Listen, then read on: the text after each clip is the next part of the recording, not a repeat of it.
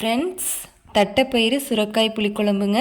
சாதத்தோடு தொட்டு சாப்பிடும்போது அவ்வளோ டேஸ்ட்டாக இருக்கும். உண்மையிலேயே நீங்கள் ட்ரை பண்ணி பார்த்தீங்கன்னா உங்களுக்கே புரியும். வாங்க எப்படி செய்யலான்ட்டு பார்க்கலாம். அதுக்கு ஒரு சுரக்காவும் நம்ம டீ குடிக்கிற அளவு டம்ளரில் ஒரு 2 டம்ளர் அளவு தட்டைப்பயிறு எடுத்துக்கலாம். அது நல்லா தண்ணி விட்டு நல்லா பயிறு கழுவிக்கலாம்.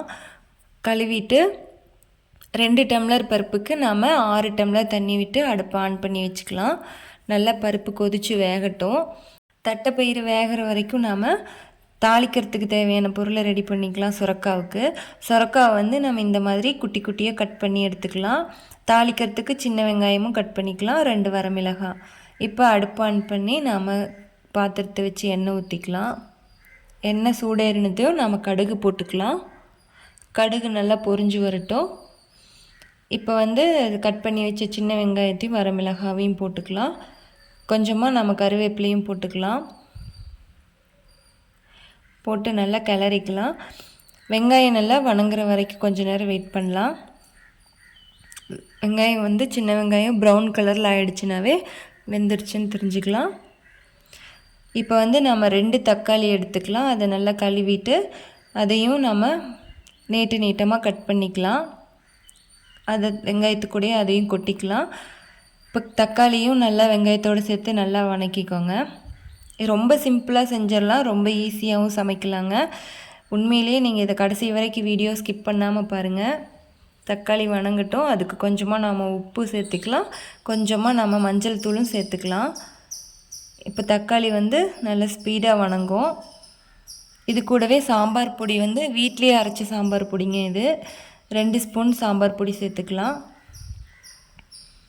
தக்காளி பொடி நல்லா கிளறிக்கலாம். சீக்கிரமாக தக்காளி இப்போ வணங்கிருங்க. உங்களுக்கு சாம்பார் பொடி எப்படி செய்யணுன்ட்டு வேணும்னா கமெண்டில் கேளுங்க.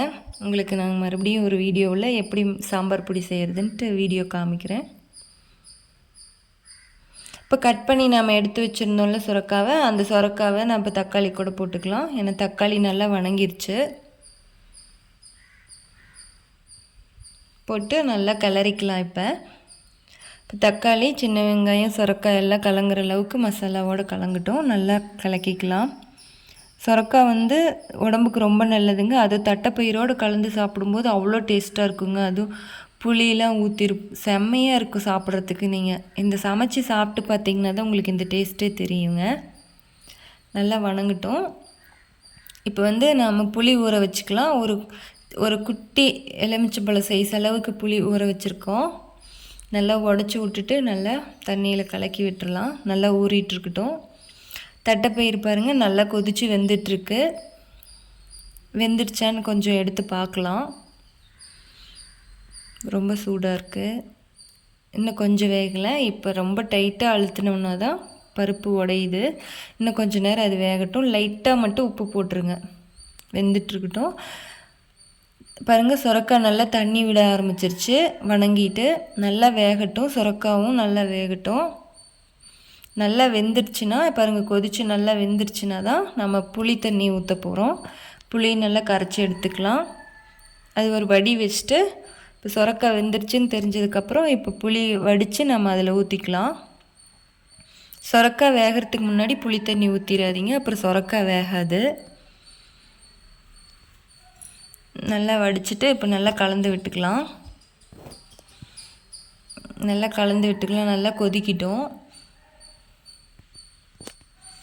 கொதிக்க ஆரம்பிச்சிருச்சு. இப்போ நம்ம தேவையான அளவு கரெக்டாக உப்பு போட்டுக்கலாம். தட்டைப்பயிறு நல்லா பூ மாதிரி வெந்துருச்சு பாருங்கள். நல்லா வேகணும். பூ மாதிரி நல்லா வெந்ததுக்கப்புறமா தான் நம்ம சுரக்காய் கூட இதை கொட்டணும்.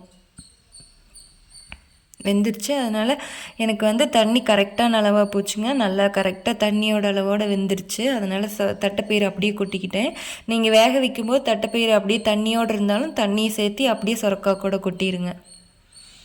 நல்லா கொதித்து சூப்பராக வெந்துருச்சுங்க. சூப்பரான டேஸ்ட்டாக இருக்கும். நீங்கள் இதே மெத்தடில் கண்டிப்பாக சமைச்சு பாருங்கள். நான் வீடியோக்காக சொல்லிங்க, உண்மையிலே சாப்பிட்டு பார்த்தீங்கன்னா தான் உங்களுக்கு இந்த டேஸ்ட்டு தெரியும். அவ்வளோ சூப்பராக இருக்குங்க. தட்டைப்பயிறு சுரக்காய் புளிக்குழம்புங்க. கண்டிப்பாக இந்த மெத்தடில் ட்ரை பண்ணி பார்த்துட்டு உங்களுக்கு டேஸ்ட்டு பிடிச்சிருந்தா இந்த சேனலுக்கு ஒரு சப்ஸ்கிரைப், லைக்கு, ஷேர் பண்ணுங்கள், கமெண்ட் பண்ணுங்கள்.